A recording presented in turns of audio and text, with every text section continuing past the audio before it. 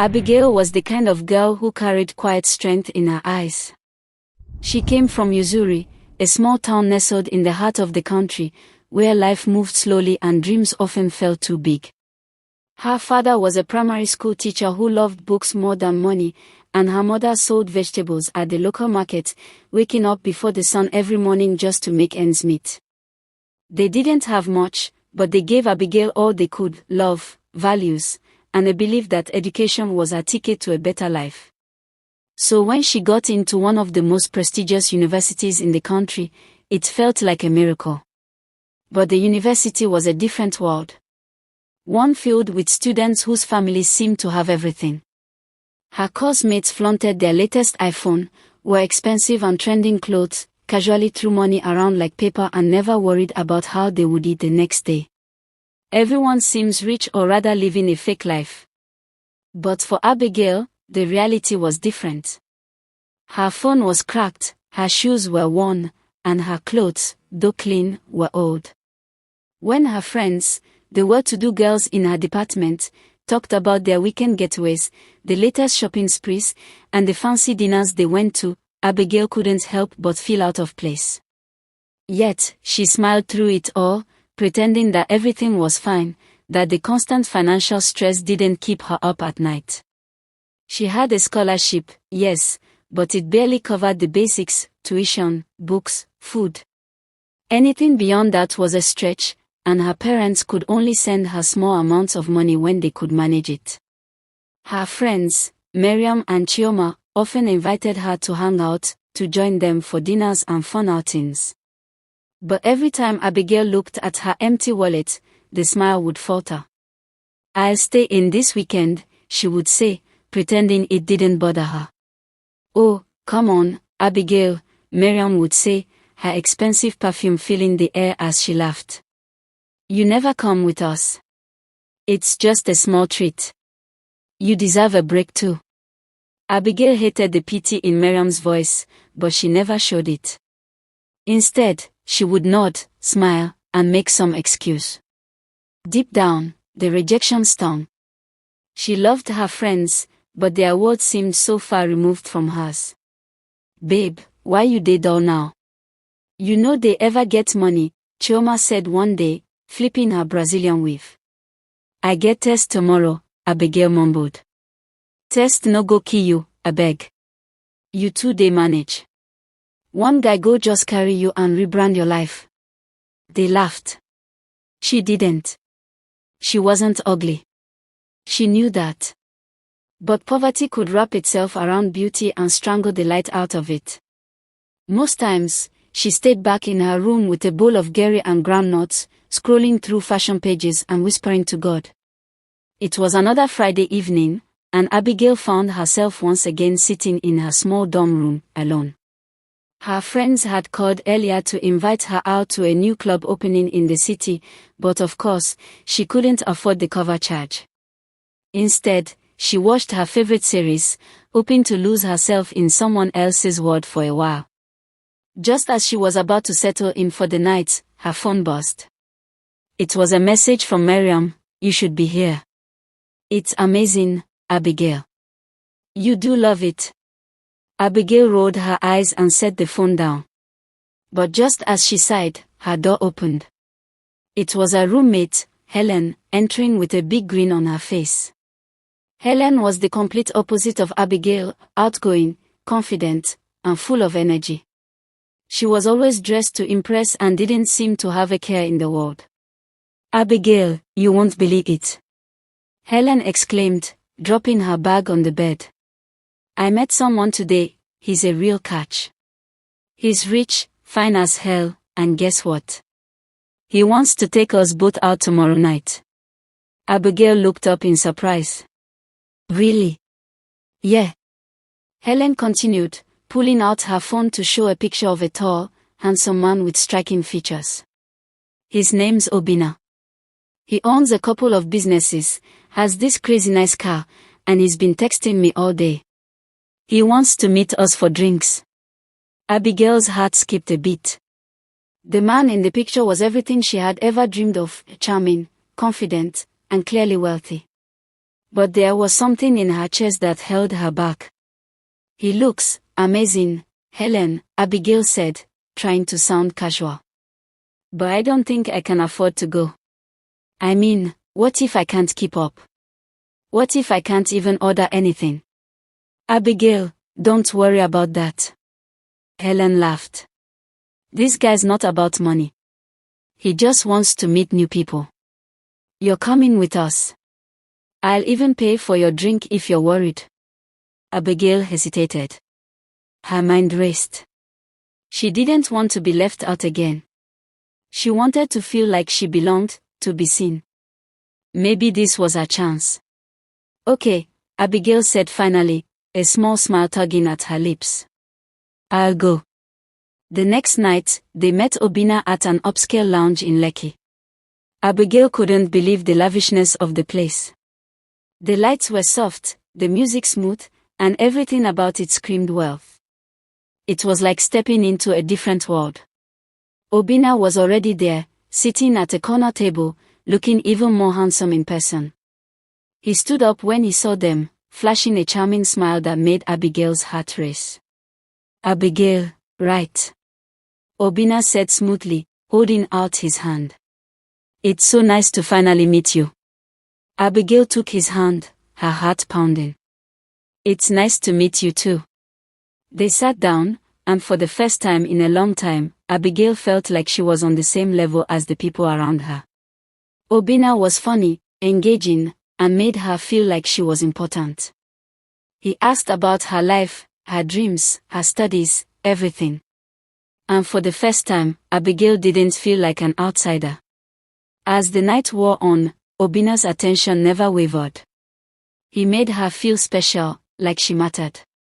He listened to her with the kind of focus that made her feel seen in a way that no one had before.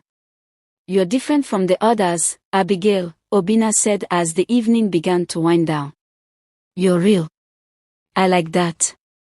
Abigail's chest swelled with pride. Maybe, just maybe, this could be the start of something good.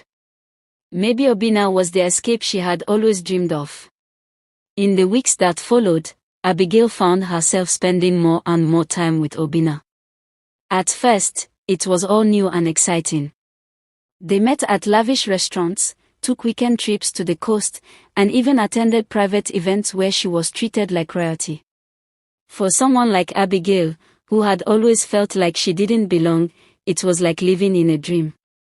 Obinna was everything she had ever wanted: wealthy, charming, attentive, and, most of all, the way he made her feel like she mattered. He would compliment her endlessly, saying things like, "You deserve so much more than this life. I want to show you the world." Abigail soaked it all in. It felt like she was finally getting a taste of the life her friends had always lived. Miriam and Chioma could barely contain their jealousy when they saw her with Obinna. They were both impressed, and it was a small victory for Abigail to be the one they envied. But with every gesture of kindness from Obinna, Abigail started to feel something else, a pressure, a weight that she couldn't quite explain. It began with the late-night phone calls. Obinna would call her at odd hours, asking about her day or telling her about his business. At first, it was sweet. But soon, his calls started becoming more insistent, more frequent. He would send her messages like, "I'm thinking of you," or "You should come over tonight." Then came the request. At first, it was small things: "Can you wear that red dress I bought for you? It looks beautiful on you. I want you to come with me to this party. It's just us, you and me." Abigail didn't question it. She liked his attention. She liked being the center of his world. But soon, his request grew bolder, more invasive. "Abigail, I need you to trust me completely. If you love me, you'll do anything I ask."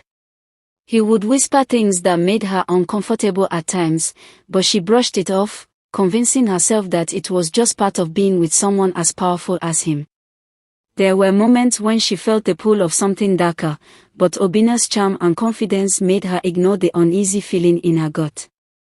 One night, when they were alone in his luxurious apartment overlooking the city, he tried to kiss her with a desperation she hadn't seen before. Abigail pulled away, a nervous laugh escaping her lips. "Is something wrong?" Obinna asked, his voice low and smooth. "You can't possibly tell me you don't feel the chemistry between us." Abigail's heart raced. She did feel it, but something in her hesitated. There was a side of Obinna that wasn't as perfect as she had first thought, an intensity, a hunger in his eyes. "I do, but... I'm just not ready, Obinna," Abigail said, her voice shaky. Obinna's expression hardened for a moment, but then he smiled and took her hand. "I understand. But I'll wait, baby. I just want you to know, I'm not like the other guys. I would never hurt you." She believed him. She wanted to believe him. After all, he had done so much for her. But in her heart, the doubts began to grow. Why was he always so possessive? Why did he always need to control every situation? Why was he so insistent on her trusting him without question? Abigail sat alone in her hostel room, staring at the wall as her phone buzzed beside her. Another message from Obinna. "Where are you? You didn't tell me you were back on campus." She didn't reply. Over the past few days, something in Obinna had shifted. He had become more controlling, monitoring her movements, getting upset when she didn't pick his calls immediately, and constantly reminding her that he made her who she was now. It was no longer about love or attention. It was about power. At first, she had thought he was just protective, maybe a little jealous. But now, it was suffocating. He even got upset when she mentioned wanting to get a part-time job. "Why would you work when I can take care of you?" he had asked, his voice cold beneath the charm. Abigail didn't answer that day either. She didn't know when things started to turn, but she knew something was wrong. He had begun introducing her to strange people, older men with sharp eyes and fake smiles. They would look at her like she was an object on display. Obinna always introduced her proudly, "This is Abigail. She's special to me." It made her skin crawl. One weekend, Obinna invited her to a private retreat at an estate on the outskirts of town. He said it was for his inner circle. She didn't want to go, but he insisted. "It's important. I want them to see what you mean to me." Abigail agreed, against her better judgment. The estate was luxurious, but something felt off. The people were too quiet, too observant. There were whispers behind closed doors. One of the women she met, a beautiful, distant girl with hollow eyes, grabbed her hand in the hallway and whispered, "Leave, while you can." Abigail froze. "What?" But before she could ask anything else, the girl was gone. That night, as she sat on the edge of the giant bed Obinna had placed her in, he came in with a bottle of wine and a strange look in his eyes. "You trust me, right?" he asked softly. Abigail hesitated, but nodded. "I want to." He smiled, but it didn't reach his eyes. "Then drink. Just one glass. For me." Her fingers wrapped around the glass. Her heart pounded. Something in her gut screamed no. She put it down.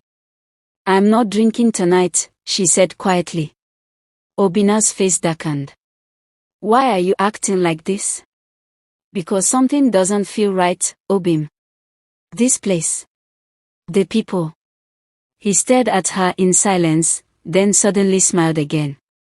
But this time, it was empty. "You've changed," he said. "I don't like it when people change." Abigail knew then, she had to leave. She had fallen into a world that glittered on the outside but was rotten at its core. And now, her life depended on finding a way out before it was too late. Abigail couldn't sleep. She lay still on the silk sheets of Obinna's estate room, her heart hammering in her chest like a trapped bird. Every creak of the wooden floor, every gust of wind against the windows made her flinch. The warning from the hollow-eyed girl repeated over and over in her head. Leave while you can. Obina had gone out briefly, said he had business to attend to with his guests. But before he left, he locked the door behind him. Not with a click, with a key. That was the final confirmation. She wasn't here as a guest anymore.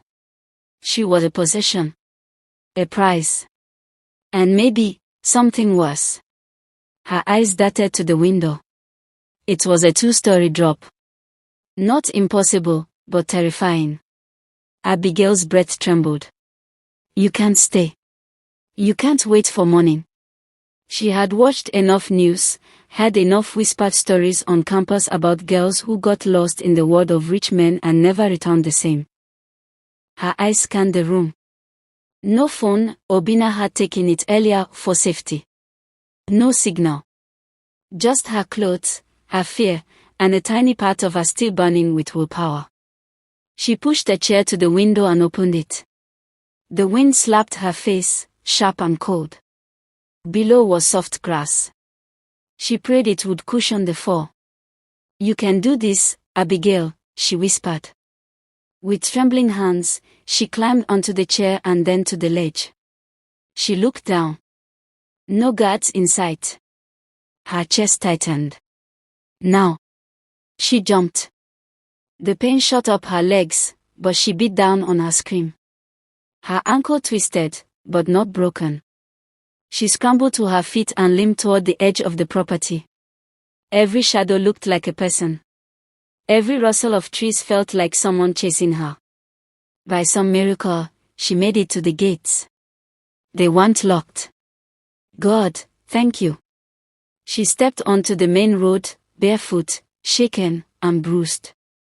A motorcyclist passed, then slowed when he saw her. Sister, what'll happen? The man asked, eyes wide.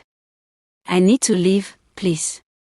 Take me to the university, she said, her voice barely a whisper. He looked her over. You sure say you okay like this?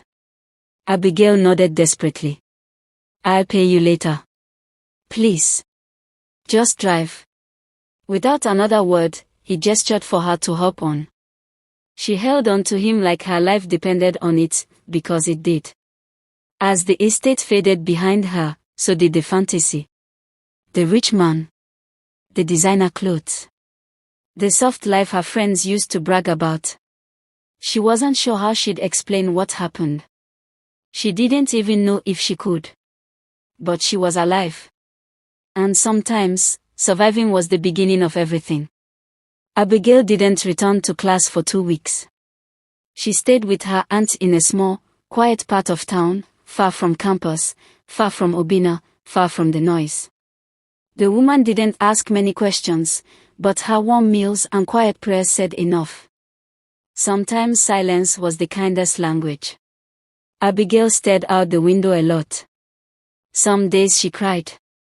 Not because she was weak, but because she had held it in for too long. Other days, she wrote. Long letters to herself. Letters she didn't plan to send, but needed to write. Dear Abigail, one of them read. You are not what he did to you. You are not your bank account. You are not a dress size or a designer bag or the number of followers on your friends' stories. You are more.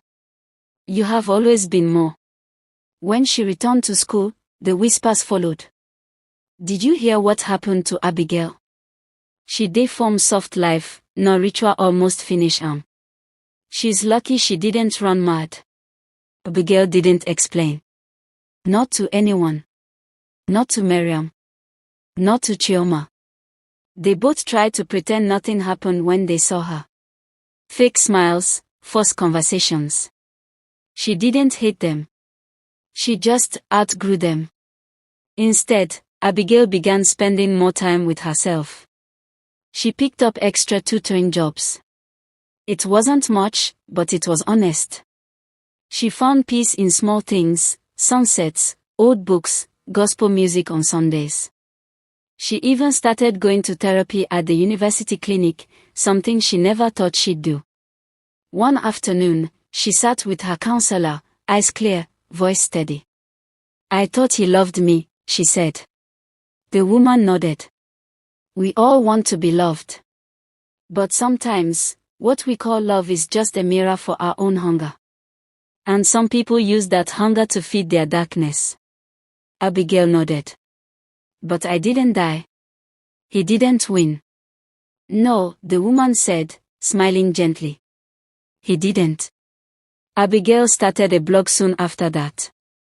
She called it, The Girl Who Came Back. She wrote about her experiences, not naming names, but telling truths. Hard, painful, beautiful truths. Girls began reaching out, thanking her. Some told their own stories. Others just said, you helped me leave before it was too late. Abigail became a different person after everything. Not louder. Not bolder. Just stronger. She kept writing on her blog, and it kept growing. What started as a small journal turned into a safe space for girls everywhere. She was even invited to speak at a few campus events. She wore simple clothes, stood tall, and told the truth. And people listened. But Abigail didn't do it for the applause. She still woke up early to study. She still tutored students who needed help. She still walked to class when others drove past in their shiny cars. But her steps were lighter now. Her heart didn't carry the same weight. She stayed focused. While others partied, Abigail spent time in the library. While others chased clout, she chased her purpose. And when her final year results came out, her name was right there at the top. Abigail Okafor, First Class Honors, Faculty of Arts. The hall went silent when her name was called on convocation day. Some people clapped slowly, surprised. Others clapped with pride, remembering the girl who used to sit quietly at the back of the class. Abigail walked across the stage in a simple gown, her shoulders high. Her parents cried in the front row, her mother held a handkerchief to her chest, her father's eyes wet behind his old glasses. After graduation, a company that had read her blog offered her a job, one of the biggest tech firms in the country. They didn't just want her for her grades. They wanted her for her voice, her mind, her heart. It was a high-paying role in corporate communications. Abigail didn't even need to apply. They sent her the offer. And the boys? Oh, they came. In her DMs, outside her office, even at church. Smooth talkers. Big smiles. Promises. But Abigail wasn't moved. She had learned the hard way that love was not in sweet words or fancy gifts. She was in no hurry. If love ever came, it had to come correct, with respect, honesty, and peace. One day, she passed by her old university gate. She stood there for a moment, watching a group of new students laugh as they walked in. One of the girls looked just like her a few years ago, small bag, big dreams, unsure steps. Abigail smiled and whispered under her breath, "You'll be fine." She turned and walked away, not looking back. She had places to go. A life to live. A story still unfolding. And this time, she was the one writing it.